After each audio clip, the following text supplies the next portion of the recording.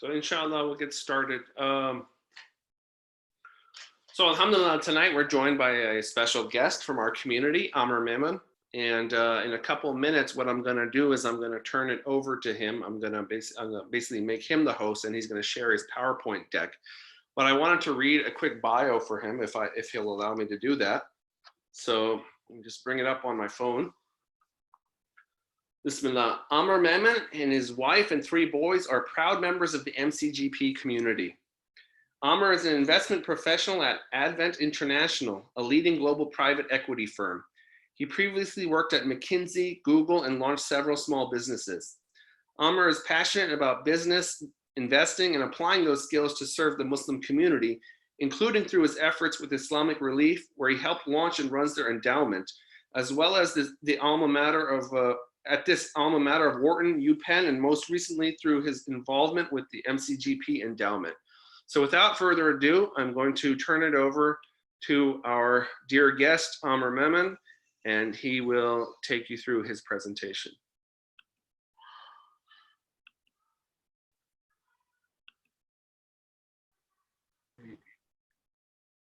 Sidi Amir, are you there? Yep, I am here. Assalamu alaikum, everyone. And thank you, Brother Yusuf, for that very kind introduction. So inshallah, maybe before we get started here, let me just, maybe if folks over chat can just confirm if folks can see my screen, or maybe Brother Yusuf, you can confirm if my screen is viewable to the audience here.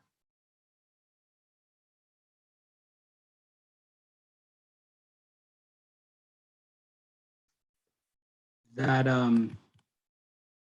yeah, perfect. So with that, well, firstly, Bismillah ar-Rahman ar-Rahim, Alhamdulillahi Rabbil Alameen, ar-Rahman ar-Rahim, Maliki yawmiddin, Iyyak na'budu wa iyyak nasta'in, ihdina as-sirata al-mustaqim, sirata alladhina an'amta alayhim, ghayra al-maghdubi alayhim waladdallin, ameen.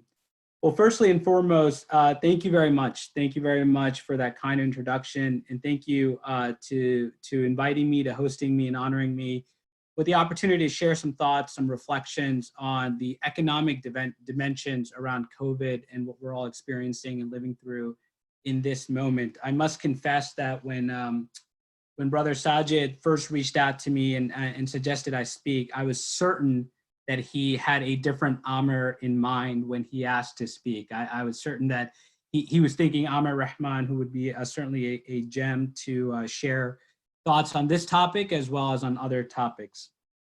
So, you know, shortly before we dive right in, you know, I really hope that there's some benefit to each of the folks through the remarks here. And what I'll try to do is really step through it over the next 25, 30 plus minutes, and then leave ample time for either Q&A or for people to pose questions, which I can respond to, and even have a discussion. I know by virtue of being in Princeton, we have a lot of folks that commute and work in New York, work in finance. So I must, there's surely gonna be a lot of people with additional thoughts and perspectives that we can all benefit from. In the camp of some additional disclaimers, it's worth noting that I'm not an economist. And if you kind of think about what Ronald Reagan would say about economists, he would say that if economists were to design a game of Trivial Pursuit, they would have 100 questions and 3,000 answers. And hopefully what that says is, you know, there's a lot of points of view. The situation, particularly from an economic standpoint, is very fluid. And, you know, with the passage of time, things will only become clear, but also there will be more equations and things to think through. I purely approach this more from a practitioner's standpoint. And as I was mentioned, I work for a global private equity firm. And what that means is we are a company that owns a number of companies. So globally, we own about 60 investments across a range of industries, from healthcare to technology to retail. So brands like Lululemon or Serta Simmons and financial services. And it's really that broad swath of industries, types of businesses, and how that's firsthand impacting us and in our role as overseeing those companies that primarily shapes the lens with which I share my thoughts or present some of these thoughts in here. So secondly, and again, before we dive in, I think one of the things we could all relate to with the tragedy of COVID, but also the benefits of having some time, some distance, and some space is the opportunity to reflect, the opportunity to think about the world slightly differently. And I know in the last 2 weeks through these types of programs, there's been great discussions, folks like Amir Vanjara really encouraging us to think about our intentions, Imam Suhaib and Sultan really inspiring us to seize the moments, to seize the time and opportunity that we have on this earth. And we pray for him and we ask him for full shifa. And then I know there's been great discussions around things that I hadn't thought about, which were around the environmental point of view, and certainly a lot of discussions around the health point of view. And those are all great lessons and reflections that we've had. And I will hopefully similarly offer some from an economic perspective. So let's get into it.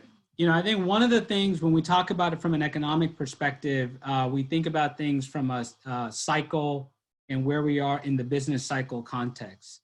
And I think just to reframe a little bit, the tragedy and the things that we're working through from COVID, it's less, and the analogy here is less relevant from a pure economic cycle standpoint, but it's more important to think about the impact from a wartime and what would happen to a nation, a country, if they were in that situation, or if there was a major environmental consequence, or there was a major blackout in the country. And so I think this image from a few days ago on the harbor of New York, where a 1,000-bed naval vessel hospital was brought to our shore here, is a good encapsulation of really kind of the dimensions of how we should think about the what's happening from an economic perspective. And the reason why the dimensions here are different and more multifaceted is summarized over here. On the one hand, this is clearly a health impact first and foremost. The loss of human life and the toll that's taking from a health dimension is clearly the most critical here. But then if you look at the second part of this is the extreme blockage and stoppage that's happened, that's unprecedented in our collective lifespans, but also happening at a global scale, is tremendous. And the third piece, which is not talked about, nor should it, given it isn't as significant as the first two, is what's happened from the oil price. In prior economic times, just the dynamics alone in the oil market would alone cause some form of economic correction, economic stoppage.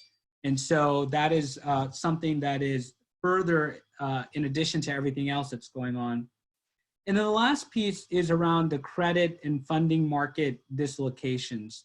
On the one hand, as we've seen, and we'll describe a bit further, there's been a lot of support from central banks around the world to ensure that there's no concern around there being enough cash and liquidity and economic advantage. But at the same time, a lot of companies, a lot of industries headed into this COVID tragedy with a lot of leverage and debt on themselves. So different from the financial crisis where a lot of households had a lot of debt, in this market, a lot of companies are entering this reality with a lot of debt. And the reason why that's important is it reduces the degrees of freedom that companies then have to operate. So as we get into the cycle of what they then can do to respond, it creates further impacts there. And so on this next slide here, and I realize many folks won't have their screens in front of them, but what I've shared is how the stock market performed in the last 2 months relative to the Great Depression, which we know over the past 150-year history was the most extreme economic shock in this country. And what you see here is that during the 4-week period from the end of February to late March, the US stock market had its most significant and rapid decline in any period in prior history. Prior peak to troughs were over a longer period, but what we experienced in that 4-week stretch of late Feb to early March was unprecedented. And the markets are by their very nature a forward-looking indicator. Market participants are looking at 1, 2, 3 years into what the future economic outlook could be. So it's not an extension of what's happening on Main Street, but it's a very extreme setback that happened. But you also see that the markets did bounce back quite meaningfully in the last 3 weeks in particular. And a lot of that is due to some additional clarity on the scope and some recession in the rate of the spread of the pandemic, but then also the Fed globally has moved at an unprecedented speed and scale to essentially backstop the US economy and to provide tremendous incentives for the consumer, which I'll get into. So, one of the more admirable things, and I think putting aside anyone's political persuasions, I think by and large, people have been very pleased, and we should be grateful that we've had a government that has been able to move as swiftly with such significant set of actions to provide the stability that at least the markets are currently finding. However, the markets only tell one dimension, and the real toll that this is now taking is starting to reflect itself in the first waves on the rate of unemployment. And I just want to, as people may have seen from headlines, that in the last 3 weeks alone, 17 million people have filed as unemployed in this country. That is 50 times higher than any prior week in the history of this country. In 3 weeks, more people have filed for unemployment than the entire population of Switzerland and Belgium combined. And we are currently sitting here north of 13% unemployment, when just 6 weeks ago we were at less than 4%. And many of us know that the first wave has been to those that are in the direct line of impact from the stoppage, namely travel, leisure, transport, restaurants. Those industries are well understood for their contraction. But the longer the stoppage lasts, the more likely it will lead to further pullback across sectors. So even sectors that to date, particularly for instance, tech, healthcare, consumer staples, will find themselves in positions where they have to pull back. And that is at the heart of the tension that we see between, let's say, our President Trump, who would like to restart the economy, versus the healthcare community that wants to make sure that when we do re-engage, we do so after we feel most secure. So just the rate of economic contraction in Q2, so from April to the June month end, will be roughly 30 to 40% of US economic output. And again, just to put that in perspective, that is 3 to 4 times greater than a contraction in any one quarter in the post-World War II era of this country. And so these are staggering statistics. There's no amount of economic scenario planning or playbook that any company has authored that has prepared for this type of shock. And these numbers are truly things that are quite profound when we think about it. So it's still coming together. It's early days, and we're not going to be entirely sure on how this is going to impact the impacts here. But one thing is for sure, or one thing is increasingly for sure, is that this will be deeper than the Great Recession of 2008. It'll be deeper in terms of the cumulative economic contraction and the time to recovery. There are many factors that are going to play into how long and the shape of what people assume will be the shape of the recovery. And in boardrooms and corporate rooms, people that are thinking hard about the outlooks for their businesses are asking themselves these questions. They're asking themselves, what does it mean for the economy to reopen? And how is the economy going to reopen? There's little, clear thinking on that dimension to date, but how that ultimately happens will be an important factor. Related to that is the effectiveness and timing of a vaccine, which will feed into that thinking, as well as the possibilities of a virus recurrence. Those are things that is a component around the recurrence that people are very worried about, and it's still too unclear to know how best to solve for that, but that would have another major consequence. The next dimension where there's been some emerging thought, but it's still too early to tell, is how will the consumer respond? Will we feel comfortable getting back on trains, planes, staying in hotels, going to sporting events, even going to large home parties and birthday parties, things that up until 6-7 weeks ago, we didn't give too much thought to? Will our behaviors on those dimensions revert, or will there be some time for us to feel sufficiently comfortable? And how will that vary by age demographics? Younger folks versus older have been identified as more at risk.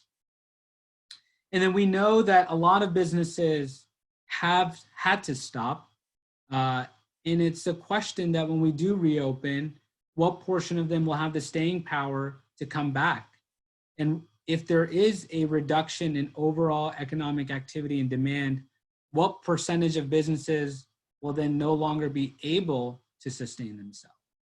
And then lastly, even though there's been unprecedented government stimuli, what will be further stimulus? I think it's been quite clear that the Fed is keeping all options, and they will do all that it takes to stimulate the economy, but to what extent and how long? So these are the questions that will shape what the eventual recovery and outlook will look like. And one point of view, and it's only certain to be wrong, but in the world of people doing scenarios and planning and thinking about how we could emerge from this, it's an analysis from McKinsey, and there's others that converge around the same thought, that you could see more of a swoosh style recovery. So if you think of the shape of the Nike logo, that is sort of the shape of the recovery versus what other economists at various points would have pointed towards, be it a V or a U as the shape of the recovery. And what this is saying from one analysis is we would expect to be growing as an economy as early as Q1 2021, but it could very well take us 4 years to resume where we were, or to return rather, where we were from an economic output standpoint in December of 2019. So 4 years as in this one scenario. And just to put that in context, it took the US 20 months, maybe 21, during the Great Recession. So from April of 2008, which was the peak point of GDP or gross domestic product, it took until April of 2010 for the US to return to what that level was. And so 20 months, and this could surely be longer to 2 times longer than what we experienced during that crisis. So not a great picture, and not something that any of us feel is a really sort of uplifting tone. And that's certainly not my intent here. My intent here is to share the types of things that we're staring at. These are the decisions that we're looking at with the companies that we have a fiduciary duty to manage and responsible for. And it's been a very stressful period for people in the business community, particularly presiding over companies that have tens of thousands, hundreds and thousands of employees, and doing the types of actions to ensure the stability of those companies. And I know all businesses, small business owners, are struggling with this, and it's been a very emotionally stressful period. And you see on this chart, there's been a lot of surveys, people pulsing the consumer, pulsing different people to ask them what they think about how this is going to impact them. Surely everyone is thinking about the health implications, right? Either for themselves or for a loved one, and that is top of mind. But even more people are impacted from the financial dimension to this. And already, and as we know, we're 7 weeks, really 6-7 weeks into sort of the emergence of COVID here in North America. and you've seen 52% of Americans already negatively impacted in one shape or form. For many of us, it's been in the form of reduced hours, loss of overtime, or it's been a permanent or temporary reduction or a furlough. And that has already become a meaningful reality to most Americans in the span of a few short weeks. So what are things that are already in place? And I encourage everyone to be up to speed on the things that the government has already rolled out. And if you yourself aren't eligible for these, please pay attention, because I assure you that there is someone in your neighborhood, someone in your family circles, someone in your close kin that would be eligible. And a lot of times people that are least informed about these programs are the ones that need it most. So the things that the government has already unveiled is the unemployment insurance. So if you've been impacted through a form of a furlough or laid off or have been laid off, the government, with limited documentation needed, but some, you would be eligible for $600 a week for the next 16 weeks through unemployment insurance. The next is the direct tax rebates. This is straight dollars into your account that the government wants you to have, certainly for groceries and healthcare, but also for discretionary needs. And there is some income limitations to this, but families can file for $2,400 and $500 additionally per child. So this is one time. And if you submit either your 2018 or 2019 tax returns and there's various websites, even at the state level, where you can find additional information. But a lot of families, a lot of individuals will qualify for some form of this. So hopefully we can help everyone take full advantage and help everyone in our communities in particular take full advantage. The next is there's been forbearance, or effectively a holiday on making loan payments for both student loans, which I know many people have a burden of, as well as their mortgages. Particularly in the case of mortgage, there is full forbearance, meaning all you have to do is call your mortgage servicer, and with little questioning, you can ask for a 180-day, up to 180-day extension on your mortgage, as well as one additional renewal of possibly an additional 180 days. So there's flexibility for up to 360 days of no interest, no principal on your mortgage. And importantly, exercising, be it the student loan or the mortgage forbearances, will not count against your credit. I know that's an important implication on why it's crucial to pay bills, but that will not be held against any individual choosing that. And, one other thing is, these things, there is paperwork, but the process has become relatively streamlined. And I was speaking to a mortgage servicer representative today. They're not even allowed to question. So I'm sure people will take advantage of it, but this is really a gesture for people that are in need, that have these important obligations, to have sufficient flexibility to exercise them.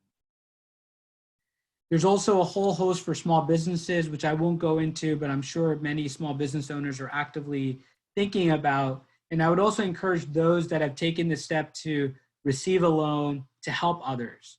That's one of the powers of our community, is we can come together, share best practices, and really support one another going through a common set of challenges and issues as well. And then lastly, there's no formal stipulation that came out through any government policy, but things like utility bills, including, by the way, internet bills, certain health insurance requirements and bills, as well as even auto lease payments and auto insurances. If you find yourself in a situation where you are no longer without, say, health insurance, or you're struggling to pay utilities or auto insurance, call your provider. They're not broadly advertising these things. It's not a requirement, but you're seeing a lot of folks take unprecedented action to waive certain payments, to grant holidays or forbearances on things that ordinarily we would expect to pay.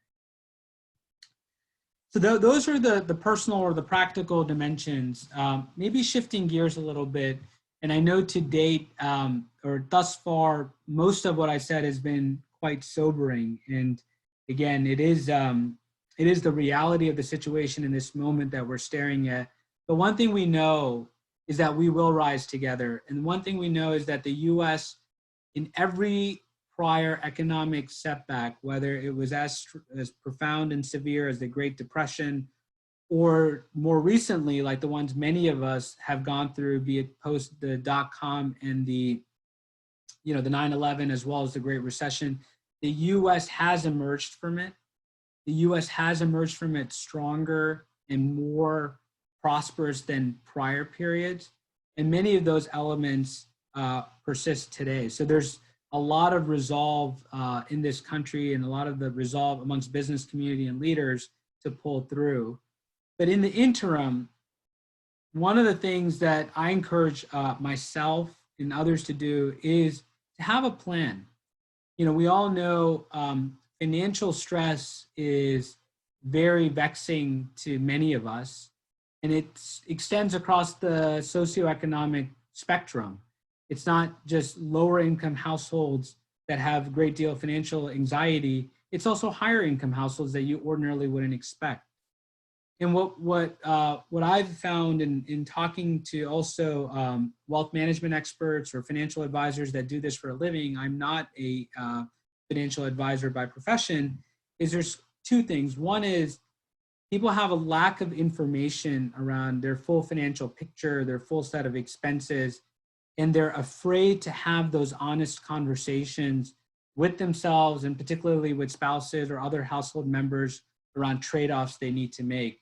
I think people would rather have a root canal than really sit down with their spouse and talk about their monthly budget and where they can or should think about cutting expenses. But it's something that we need to do. And even in full disclosure, it's something that my wife and I sat about a week and a half, 2 weeks ago. We said, hey, in light of our situation, what are trade-offs that we should think about? What are things that ordinarily we would plan to do that we may need to reconsider or think about differently? And what we find is that having those conversations, having a plan, and having some semblance of preparedness takes a lot of the anxiety, as well as we find that people do really come together and know that they're prepared to make the trade-offs as long as we work towards it openly. So I encourage people to take those steps, to have those conversations, and to think about it with members in their households and bring people in that they can rely upon to give them some good guidance on that front.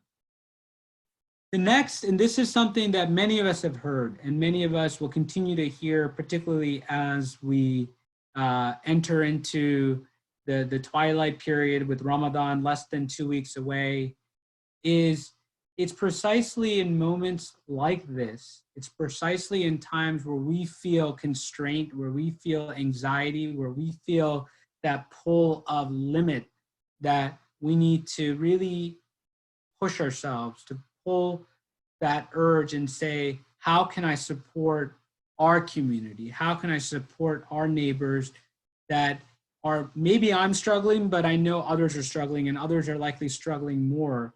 And I'm already incredibly overwhelmed by the generosity of people in this community and the organization. I know there's programs through our masjid, and there's also a lot of grassroots programs where people are getting together. They know people firsthand that have already been impacted, and even people that maybe are part of the informal economy, where some of the government aid programs that I mentioned, they may not be eligible for.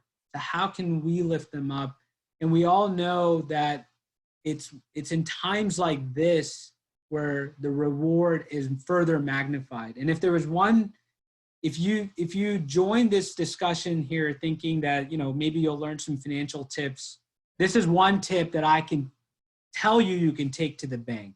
I can guarantee a return on full stop, because Allah promises it, is if you give in charity, if you give fi sabilillah, if you give for the sake of Allah to help those, He will return, and He will return manyfold and multiply it. So if there's nothing else from a financial perspective you can take from today's conversation, It's take that there's a guaranteed return in a world where no one can guarantee but other than Allah, through us leaning in and supporting our own and doing it locally. And the last piece is supporting our local businesses. We all know local businesses, small businesses, they're the majority of the employers of this country. And they are also the ones that are being quite profoundly impacted and have fewer tools at their disposal to respond. So inshallah, when we emerge from the social distancing, we emerge from the shelter in place, let's make a conscious effort to support our local community. Inshallah, there'll be barakah in it for us, for the food that we buy, the restaurants that we support, if we have that intention. Yes, Amazon is great, but there's a lot of local service providers that can benefit. And if we have the intention that we're doing it in part to help those, there'll be barakah in it for all that are involved. So we should really strive to do that when we come out of some of the limitations we have today. So those are the main points I wanted to share. And maybe just the last 5 minutes before we really open it up for questions and other comments are some questions I've received from friends, from loved ones the last couple of weeks. So one of the questions is, wow, the stock market has really collapsed. I'm worried. I'm staring at my either my 401k or my brokerage statements, and it feels like this could get really bad. So should I sell now? And I would say, if you're selling because you need the money, that's a separate conversation. But if you're selling because you're scared, then the clear answer to that is no. That is one of the mistakes that people make, is precisely in moments like this, they panic and they think it's best to kind of cut their losses, so to speak. But really, if you just reflect back on the 2008, 2009 crisis, if you had sold during one of those moments, you would have missed then the longest bull market in US history that then lasted for greater than 10 years up until February of this year. So the guidance is always stay invested, again, assuming that these aren't funds that you require or you need. And if you find yourself getting stressed, it's easy. Just don't look at your statements. Forget that it exists, and maybe 5 years from now, wake up and then see what it looks like at that point. The next question is, should I jump back into the market? And give me some stock tips and so forth around which ones. What I can share on this one is it is really hard for individuals to pick any given stock at any point, unless you think you are smarter than people or more knowledgeable than people that are spending all their time thinking about it. I would encourage people to avoid picking individual stocks. And I think a lot of people have suggested that, hey, I'm looking at where, say, airline stocks are trading or where hotel stocks are trading. Should I buy those? And I think on those, my view would be no. If you just think about the last recession, the financial services were hardest hit. And many people early on raced into buying Lehman Brothers, Bear Stearns, Merrill Lynch, Wachovia. Many of these names are companies that don't exist because A, they were early, but B, we didn't fully understand what were the full liabilities and exposures that they had. So I would encourage people not to buy the ones that they feel. But I do encourage people, if they are sitting on proceeds, and as was introduced, I'm part of 2 endowments, both for the Islamic Relief USA and now for the MCGP community. And this is a real honor, and it's a tremendous responsibility to wisely, prudently invest those funds and do it in a way that provides long-term gains for our community. My guidance is, yes, let's slowly wade back into the market. I think about, have a plan where over the next 6 to 18 months, you're going to deploy the capital that you want to deploy into the market. And I encourage people to do it through either mutual funds like the Amana Mutual Fund, which is Sharia compliant, or through buying what are called ETFs or indexes. It could be general indices, or it could be specific to a certain theme or sector like healthcare, consumer staples, however they think about it. But in general, averaging in or coming into the market gradually over the next 6 to 18 months is certainly a reasonable path to do. The third one, and a few folks prior to COVID were really thinking hard about making major purchases or major decisions around either switching jobs, et cetera. And so they're asking, how should I think about moving forward? And my guidance on that has been, well, firstly, one should not think about a home as an investment, but rather a place for themselves and their family. But secondly, it's probably prudent to wait a little bit before entering into a major purchase event. Things like buying a home will still be available 6 to 12 months from now.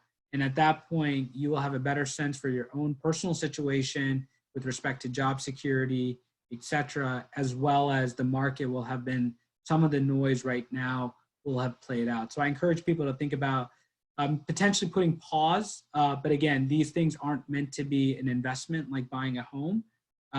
But there's probably some merit in waiting if you can as well. And then lastly, and this is from really, as many of us are just starting to process, and we're all frankly starting this journey of how will the world be different when we emerge from COVID. We know in many ways, fundamental human nature will not be that different. We will still want to be together. We will still want to go out and spend time together, but we also know that certain things will be different. And one of the things that across all businesses that is already becoming the case is the trend of digitization, acceleration of automation will only increase and intensify. So as folks are thinking about what are the silver linings, what are parts of the economy, or how do I adapt my own business, those are the areas that are becoming even further important and more amplified. So people thinking about forging careers, studying in school, those will certainly be areas that will increase in need. So with that, I want to conclude, really by reflecting on, this crisis will surely change the way we think about business in many ways. The questions around global supply chains, the questions around urbanization and where people live, the role of government in providing safety nets for broader community of people, the role of privacy in how we monitor people and their health, and how important is to safeguard that. And so those are all big questions, and things, working from home, things that we're all experiencing real time. And it'll become clearer in the years to come how that shapes us. But one of the things that I also hope will happen coming out of this crisis is folks will think about the US economy differently. I think one of the things that was quite clear even leading up to this is that capitalism hasn't equally served everyone, and the pursuit of growth and productivity hasn't benefited all the participants in an equal way. And so you look at the mass distribution of wealth, you look at the lack of a safety net for more than 90% of this country, which have very limited emergency funds.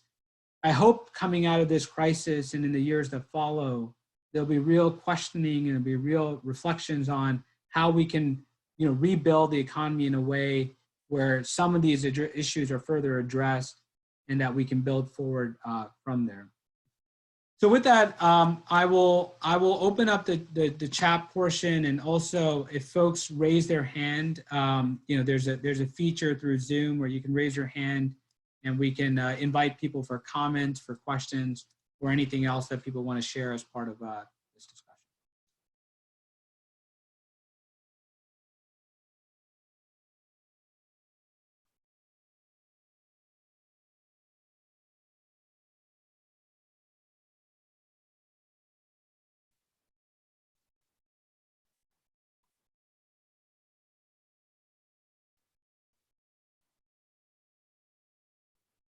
I think there's a question from Asif. Do you want to, are you unmute it? Yeah, hey, Assalamu alaikum, Amir, how are you doing?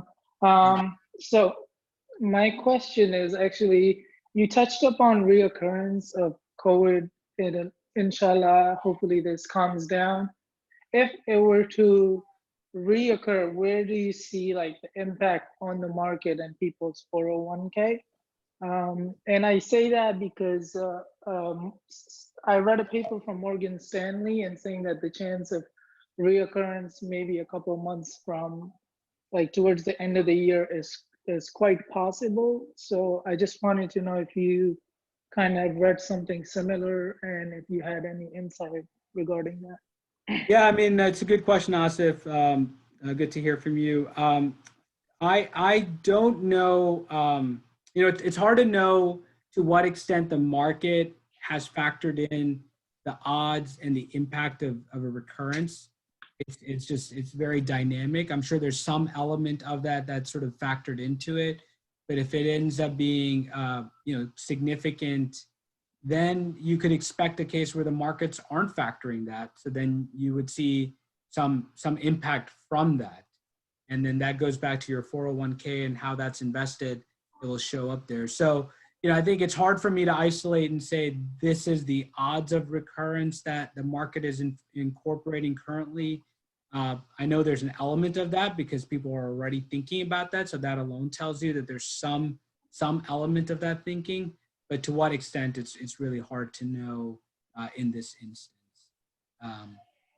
And so let's, so inshallah, it's less of an event, but it's certainly something that is going to be worth closely monitoring, as we get into reopening of the economy. Thank you. That was very helpful. Great. All right. So I'm trying to. I know there's another question here from Mr. Rashid Big, are you on mute? Are you able to?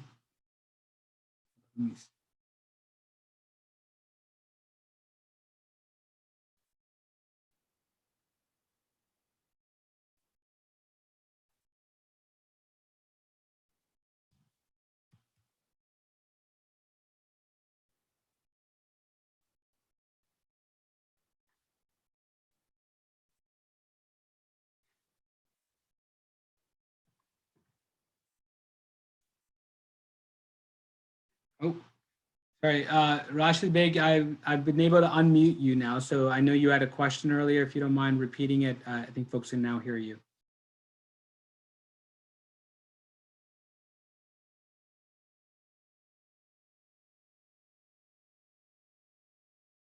Okay, so we may have lost it. If anyone else has a question, feel free to raise your hand, and I've gotten the hang of how to unmute folks now, so we can hopefully get to you a little bit sooner.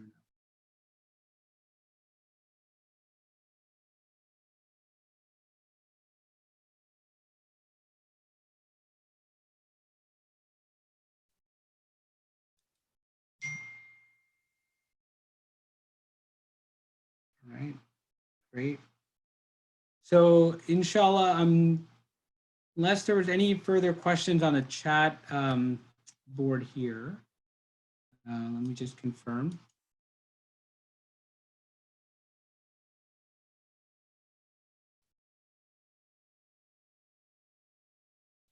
All right.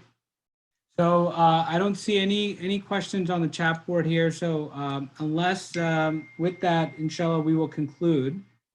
So once more, I hope anything that was good in here is entirely from Allah, and anything that was mistaken, wrong, not helpful or beneficial, it's purely for me. I ask for forgiveness from Allah for those shortcomings, and may Allah accept all of our efforts during this time, and allow us to benefit from moments like this where we get to reflect and think about our state as a community, as an ummah, particularly in the days leading up to Ramadan, and allowing us to take full advantage of the month ahead.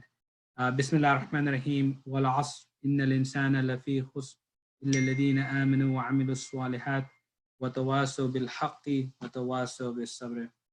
And with that, inshallah, we'll conclude today's program. Jazakallah khair to the organizers.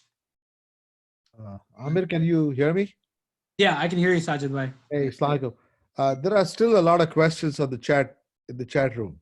Okay, you know what? Now that I've moved my window, I actually see that now. So If you don't mind, you can go through one by one.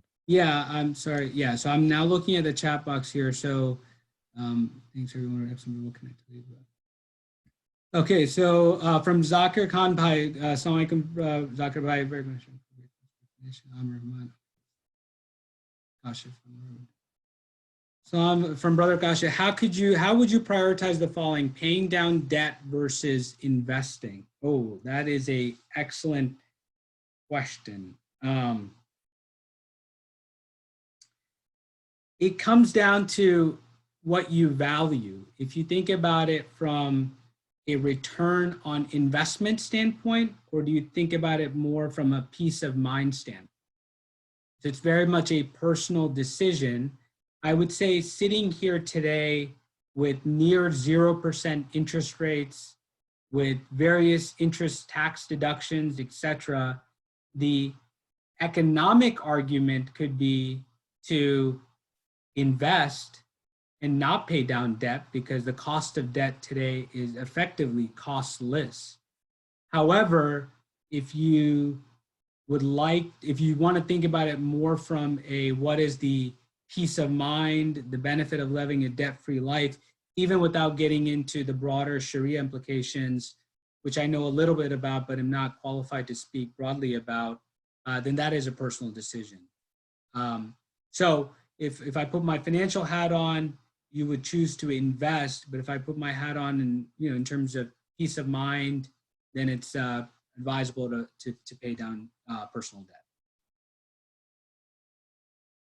What does the CARE Act do for those who are self-employed? That's a good question. I would encourage you either through additional research as well as potentially whoever you work with from your tax standpoint to look into it. I think and if there's someone else who has gone through that process, maybe you can raise your hand and I can take you off mute because it's a very important question. But I have less personal experience on it, so don't want to say something I'm not as aware of. And so again, the question was, what does the CARE Act do for those who are self-employed by Qudrat as well? So.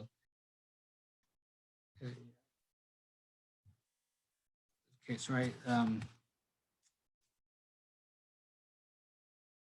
So the next one, I'm just reading if it's a question or a comment by Akhtar Ali Khan. NJ is one of the highest in property taxes. How do you see the impact of massive job loss affecting people paying high property taxes? There might be some reduction in property taxes like townships or states, especially the school continues to remain.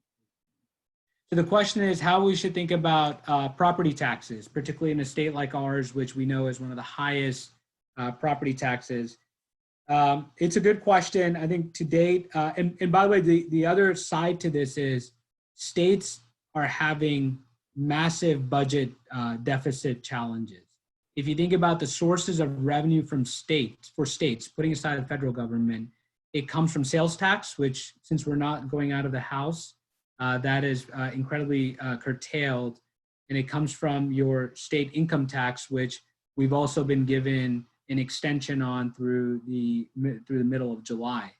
So state budgets are very much challenged, and obviously there's increased requirements on them for the safety nets that they need to provide, as well as the additional healthcare costs that they need to provide. So states have a challenge, and are they going to be able to reduce property tax is one order question. I know in the past, when you reassess the value of a home, that automatically resets the property tax. So if house properties fall, as did happen coming out of the 2008 recession, you saw people's property taxes lowered because it was assessed. I would say intuitively it makes sense that they would lower it, but I'm also thinking about what other options or sources do states have to balance their own budgets, because unlike the federal government, states can't infinitely print money. The government can't, well, the US government, given that the world would still lend to the US, is able to print money. States don't have that same possibility. So I would expect it's going to be harder for states to lower property taxes, at least any time in the near term. How about the impact on infrastructure spending? That's a good question from Other Big. I know, so the stimulus, there was a massive package that, you know, we briefly described around the CARES Act, and then there's a whole set of packages around small businesses and then lending. It is very clear that the government is not done, and they will continue to provide stimulus. And, you know, the expectation is once we re-enter the economy, once the doors open, they know that people are going to need additional boost either to get employed or to spend money. So infrastructure is one of the areas where over the long haul, the dividends tend to be quite clear, you know, building transportation, building roads, building infrastructure. So there's some proposals out there, but I'm less certain around the specifics and the timing, but I know there's a wave there that people anticipate. Another question is, will there be pullback on new and existing projects, or will the government increase spending to help with the unemployed? I think it's a related question. It's hard to see projects that are already funded have a pullback on them, but certainly newer projects, you could expect there to be likely some delay until the plans are clear. You know, this is less related to government, but more on the industrial sector through one of our companies that sells to the large energy companies, chemical companies. And again, they are quite impacted given the decline in oil prices. I think what we've seen across our businesses is previously committed projects are still moving forward. It's because the cost of stopping those are still punitive, but newer projects are being postponed, and those that are further out are being re-examined at this moment. So that's more from a private sector standpoint than from a government standpoint.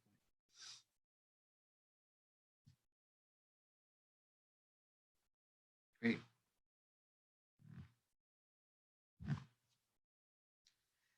So I think that concludes, or I hope addresses many of the questions. Sorry for not seeing those earlier. So with that, once more recite Surah Al-Asr, Bismillah ar-Rahman ar-Rahim, wal-Asr, inna al-insana lafi khusr, illa alladhina amanu wa amilu s-salihat, wa tawasaw bil-haqqi wa tawasaw bis-sabr. Jazakallah khair, everyone, and I look forward to seeing and hugging and shaking hands with many of you, hopefully in the not too distant future. Assalamu alaikum.